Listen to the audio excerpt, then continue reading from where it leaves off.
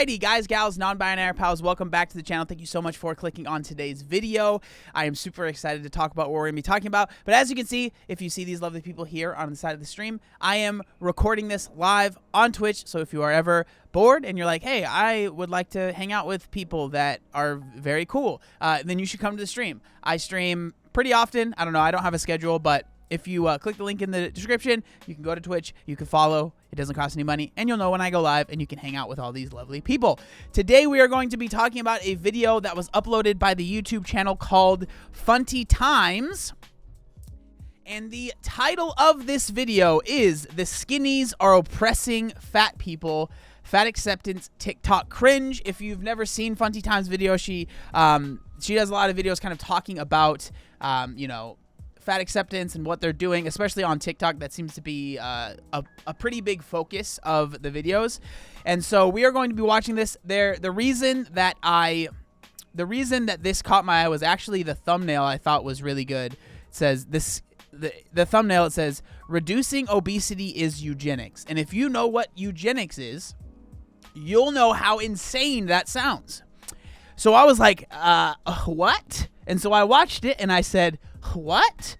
And so we're going to be reacting to it. If you want to check out the video on your own, there will be a link in the description as well, so you can check it out without my annoying voice over it. You know, I know I can be annoying at times. It is what it is. But let's get into this, all right? Here we go. Enjoy. Privileges. I'm not subject to eugenics and could receive fertility treatments if I wanted to, and my kids wouldn't be taken away from me for being the same body size as me. I usually don't stop videos partway through, but did this woman just say we're not subjects to eugenics and then casually move on like she didn't just say that? We're going to be talking about this more, so don't worry. I'm not just going to skip over it, but I don't want to say the same thing 14 times in a row, so.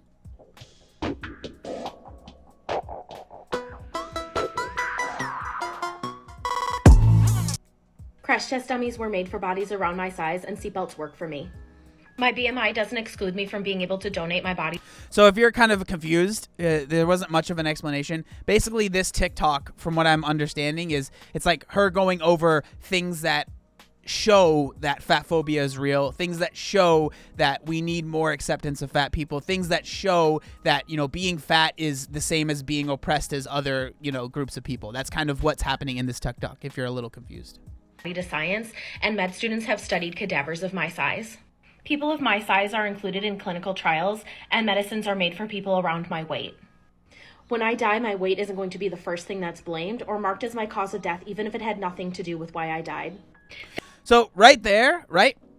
That stuff, like the medical fat phobia, I am on board with. And I've said this many, many times, but a lot of times, almost every time, the issue is that these serious, like, genuine concerns of medical issues are mixed in with, like, just such random stuff of, like, I can't fit it on an airplane, or seatbelts don't fit me. And it's like, okay, what is a bigger deal? You not being able to fit on an airplane seat, or you dying because the doctor just said, hey, you're fat, that's why. Like, it's just, that's one of the biggest issues I have with a lot of this stuff. Fat phobia is real, and it's a social justice issue. It's going to take all of us with thin privilege to get on board to make a difference in this. If you have friends and family, if you have a social media account, then you have a platform, and your voice is important. Use it to speak up against anti-fatness. I'm sorry, I'm still not over the fact that she said eugenics and never explained. But let's go through each of these points. 1. Crash test dummies were made in my size and seatbelts fit. I actually looked this up, and since the mid-2010s, crash test dummies have actually been getting heavier. For many years, the size of the standard crash test dummy was 5'9" and 170 pounds, which is supposed to be the standard size for men. But the manufacturers of crash test dummies have been diversifying based on height and weight and age in the past 7 to 8 years. So the crash test dummy thing wasn't even thin privilege, because if the standard size was for a grown man at 5'9", 170 pounds, it would have also been a problem for short people, which are mostly women, and smaller people that weigh less. So, and on top of that, I think, like, it is good to have, you know, to have the things changing, but at the same time, we can't cater to the, you know, the outlier, whether that's someone that's super small or someone that's super tall, someone that's super fat, someone that's super thin, whatever it might be. Like, if we cater to the outlier, the majority of people are not going to get the benefits. It is impossible, especially with things like seatbelts or airplane seats. It is impossible to cater to the outlier. It just is, right? And so I'm not saying that it doesn't suck. It does, but with like seatbelts, you know, there's seatbelt extenders. I'm sure there's ways to make a seatbelt work if you're really too small for it. Like, there are things to do for that, but it makes sense to focus on the vast majority of people, right? So, not thin privilege. And if you're large enough that seatbelts don't fit you, that's not a lack of privilege, it's consequence, like not fitting into a plane seat. 2, BMI means I can donate my body to science, and med students have studied people my size. Most underweight people with BMI below 19, also can't donate their bodies to science. And those are the thinnest people that exist, so this point isn't thin privilege. 3, people my size are included in medical trials, and medicines were made for people my size. Obesity is a risk factor for a lot of medical problems, and when scientists create new drugs, it makes the most sense to use the healthiest subjects to test their drugs, because that means there are fewer variables to account for when testing the outcomes of the drugs. And if obesity is actually named as a reason why someone can't participate in a drug trial, there are guaranteed to be other risk factors that include someone from being part of the trial, like having high blood pressure, being a smoker, even having anxiety or depression can exclude you from being part of drug trials. And the thing here is, like, a lot of times it feels like people will, when they're talking about this stuff, it's like obesity is in a vacuum, right? It's like, I think a lot of it is because there's a very strong movement of trying to take away any of the negatives of obesity, where, again, like, there are things that I agree with. I think saying that obesity in and of itself is the worst thing in the world, and like, if you're obese, you should do everything in your power to make that no longer a thing, is dangerous, because people will do very stupid and dangerous things to no longer be obese. So there is an issue, in my opinion, of feeling like obesity is this terrible thing that is going to kill you instantly, right? I disagree with that. I don't think that obesity is, like, I don't think we should treat it that way. But there is truth in, if you are obese, there are going to be certain comorbidities. There are going to be certain things that you are dealing with because of your size. That doesn't make you a bad person. That is just the reality, right? And on top of all of that, it's just harder to make medication for people that are very large. So obese people aren't being excluded because science simply doesn't want medication for fat people. It's just logistically harder to create medicines for fat people. 4, my death won't be blamed on my weight. But what if it is? What if you do die because of weight-related problems? She's implying that the idea that someone could die because of their weight is in itself fatphobic. But obesity-related illnesses are the most common causes of death in the United States. So this one is certainly not a result of thin privilege, but of science and statistics and basic human biology. I think the argument would be, like, if I was that woman that made the TikTok, the argument would be, well, you're the only reason that we think so many people that are obese die because of obesity-related issues is because doctors see someone that's obese and they're dead, right? And they say, oh, it's because they're obese. And they just keep saying, oh, that's why, right? When I think personally, like, yes, there are genuine issues that come from being obese that can cause you to die. High blood pressure. I mean, we all know of them, right? But there is some truth, and I truly believe this, there is some truth in going to the doctors, not getting care that you need because they see that you're fat and they say, just stop being fat. I don't know about you, but I have experienced this myself, right? When I was a kid, I went to the doctor and all they did was say, you're fat, you need to lose weight. Put me on the scale. I remember they tried to freaking put the blood pressure thing around my arm, and it didn't fit, so they had to use the one that went on your leg, and the doctor made me feel like an absolute piece of trash for it. Like, oh, dude, it was such a bad experience. It was such a bad experience. Like, to the point where it was, like, traumatizing as a kid, right? I was, like, a junior in high school. It was genuinely traumatizing. I felt like a piece of garbage. That is wrong. That needs to change. That is a problem. And a lot of people that are in this movement see that and they think that that's a problem as well. But the issue is then they go further and further and further and further to where they're saying, being fat is actually totally fine, and being 400 pounds, there's literally no issues. It's like, dog, hello, let's bring it down. Let's get back into reality here. There are issues and problems about being obese, but that doesn't mean that you should be treated like a piece of actual trash when you go to the doctor's office. That doesn't mean that the doctor shouldn't listen to anything you say because all they have in their mind is, oh, look at this fatty. I don't want to deal with anything that they're saying. They just need to lose weight and everything will be fine and dandy. That's not true. But we don't need to go all the way to the other side of saying it's totally fine to be obese and there's no issues, right? That's where I stand on this stuff. Okay, so it's saying things we think influence body weight the most. And it says diet, exercise, and then what actually affects body weight most. Experiences of trauma, genetics, levels of stress, socioeconomic status, weight cycling, zip code, history of disordered eating, medical weight stigma, medications, mental health, emotional support. The purpose of this video The dancing, I just can't, I'm sorry. was to say that there are a bunch of societal factors that lead someone to being fat, and those factors are more influential than diet and exercise. I disagree for many reasons, but anyone who's watched my videos before knows why. What I want to point out is that she lists all of these reasons as to why people are fat, like mental health, medication, and socioeconomic class. But in the last video, she said that trying to reduce obesity is tantamount to eugenics. How can you say that obesity is mostly caused by societal factors like poverty and weight cycling, but also say reducing obesity is tantamount to eugenics? So if society collectively reduced poverty and stress levels and weight stigma to the point where obesity rates go down, that's eugenics. What a wild contradiction, and it goes to show how easily fat acceptance talking points are just parroted out without much thought given to what they're actually saying. That's a great point that was made right there, and I agree. I think that so when we're talking about like the whole eugenics thing, so let's talk about that now. I think it's ridiculous.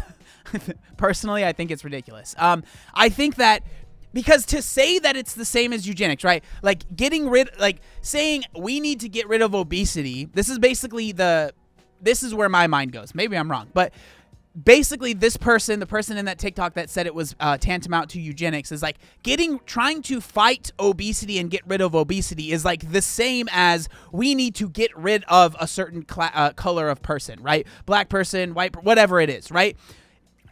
It's not the same thing. It's just not, right? Like you can change your weight. Your weight is not a thing that you just are born with and that there's nothing you can do about it. I'm sorry, right? It is not the same thing. And so like I get frustrated.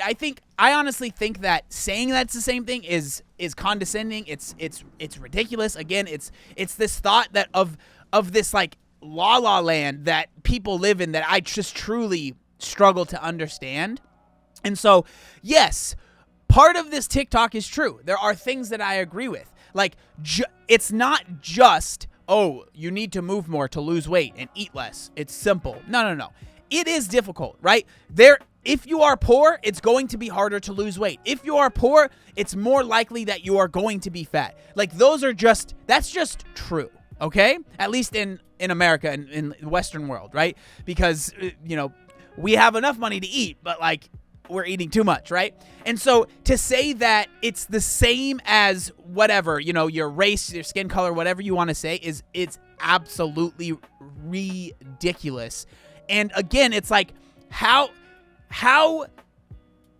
do you get to that point to where you are comparing the two? I think it's just going down a rabbit hole for longer and longer, having enough people around you that say, no, you're right. Everything that you're saying, completely agree. You can't do anything about your size. There's nothing you can do. It's like, it's pointless to even try. Only 5% of people lose weight and keep it off. And it's just, you hear that over and over and over and over again, and you just believe it. And you're saying, oh, there's nothing I can do about my size. When I believe that you can. Am I saying that it's easy? No, it's freaking hard. It's really hard. Especially if you are, someone that grew up overweight and it's all you've known and you've always just kind of, if you've been sad, if you've been happy, you always ate. You don't know how to, it's hard. It's very difficult, but it's not impossible. And so comparing the two is just ridiculous in my opinion.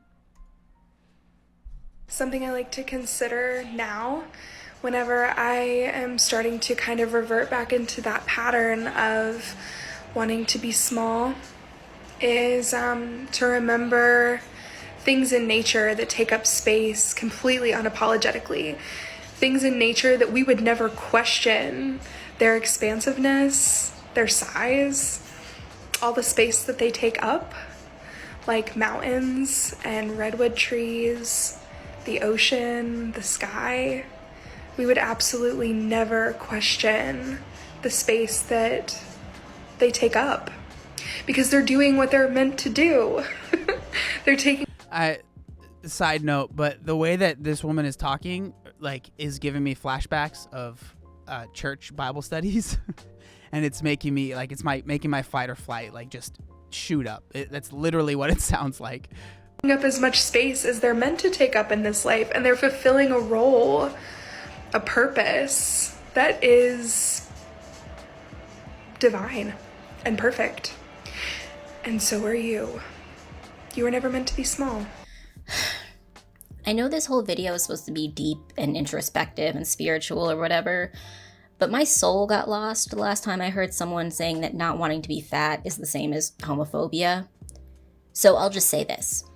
You aren't a mountain or an ocean or a tree or any other inanimate object or species. You are a human.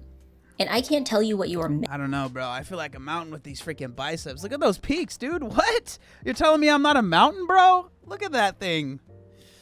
I don't know. I'm just saying. Personally, I don't know. And to be other than human, but I can tell you that your healthy size is not being morbidly obese.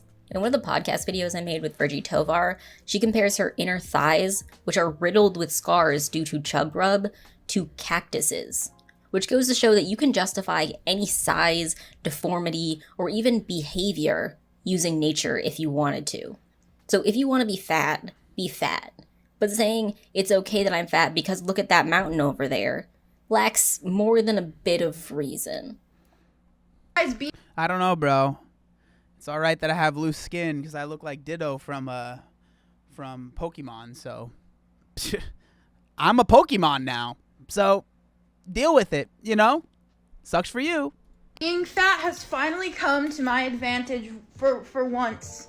For once, I am no longer just the funny friend. I am no longer just the fat friend. I am no longer the butt of all the friends' jokes. I am now going to be vaccinated for COVID-19 because I am morbidly obese and have asthma.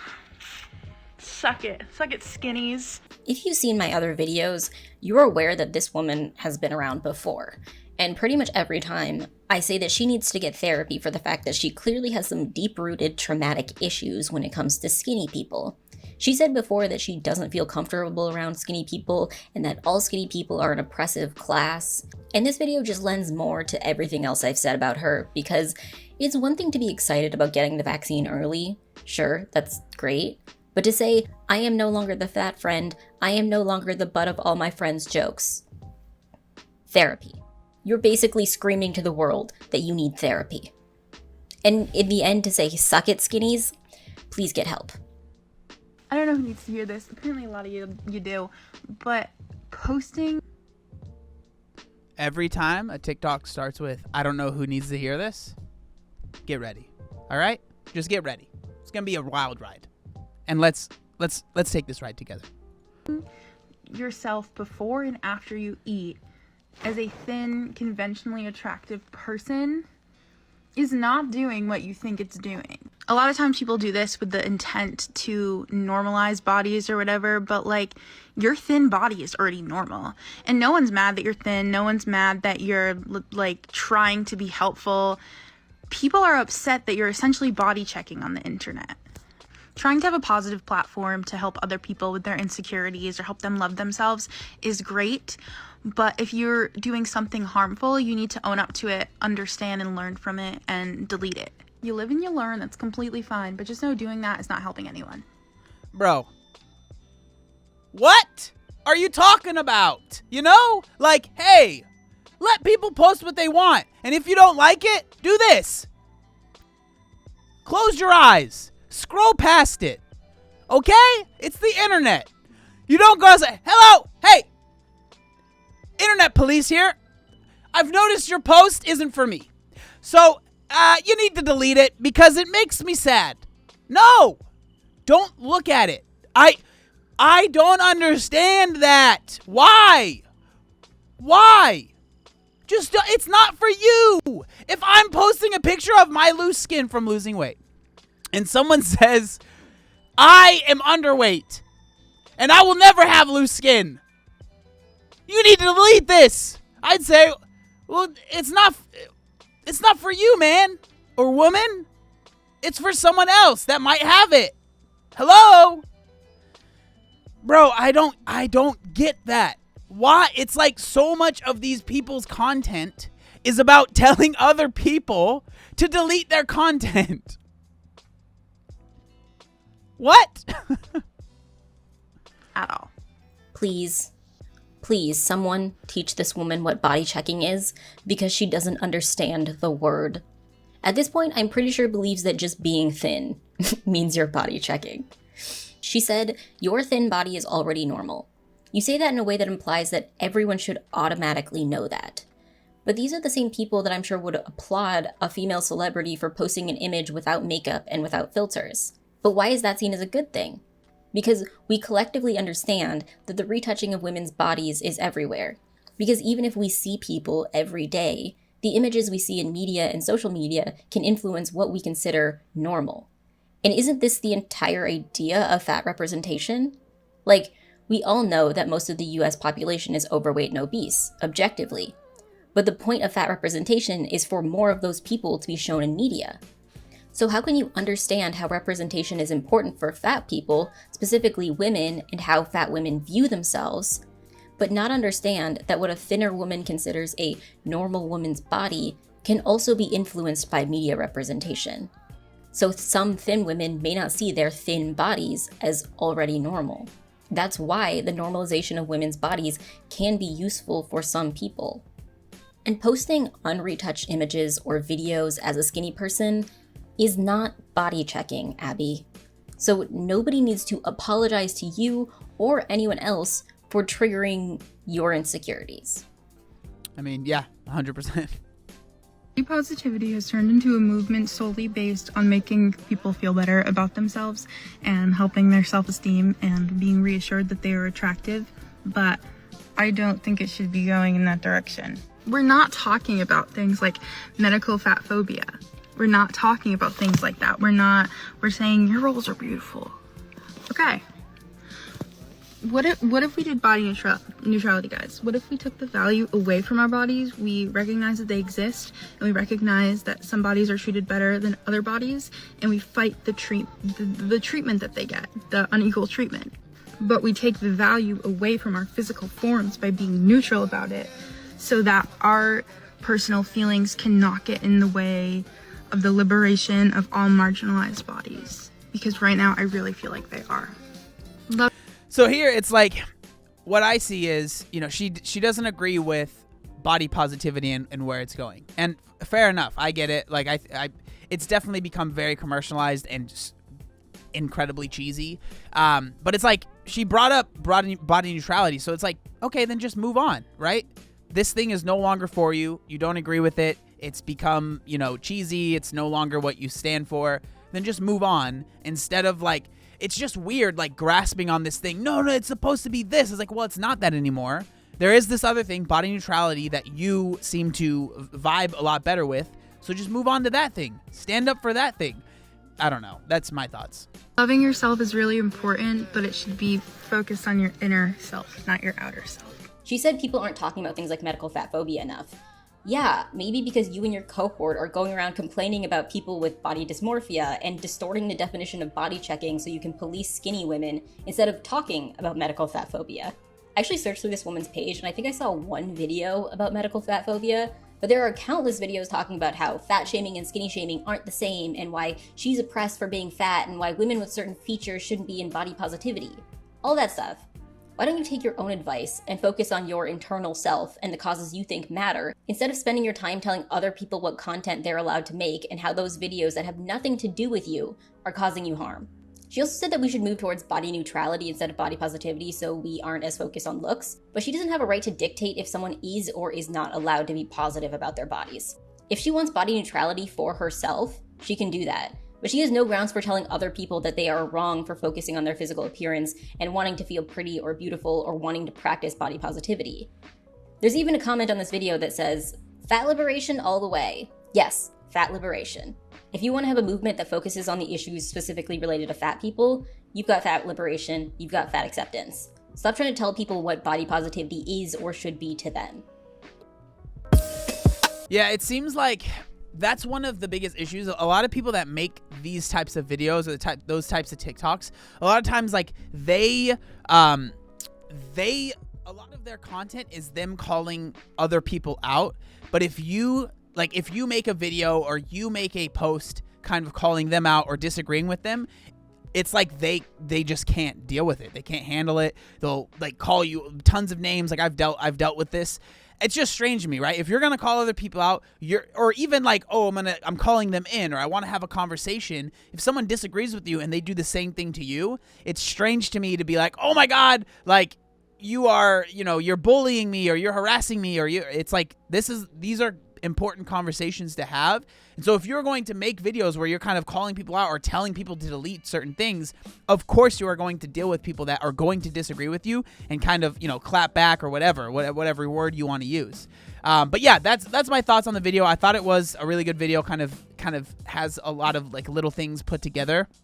But I don't know, this stuff is really interesting to me. Obviously, I've talked about this quite a bit, and it's just interesting seeing how much it's changed over the past few years. But I would love to know what y'all think, so if you want to leave a comment down in the comment section, I would really appreciate it. Again, there will be a link to the video in the description, the original video. And if you do want to join us live on Twitch. It's a great time. Also, I have a Discord that will be linked in the description. It's also a great time. But yeah, thank you guys so much for watching, and I'll see you next time. Peace.